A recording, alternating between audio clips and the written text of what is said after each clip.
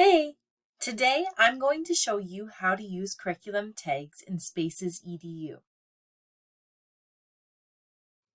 First, all state, provincial, ISTE, and Common Core standards are preloaded into the product. To add your curriculum or standards to your account, simply click the Assessment tab, then Manage Tag Sets, and click Add Curriculum Tag Sets.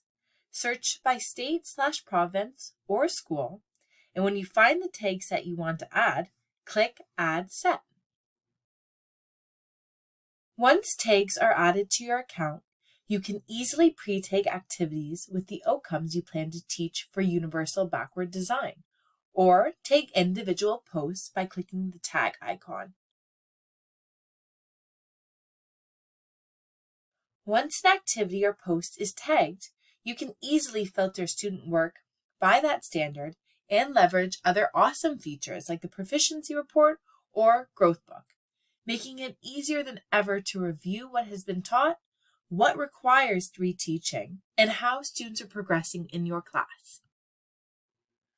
Plus, you can toggle on visibility of tags and assessment for students and their families so that learning and growth are transparent and can be celebrated.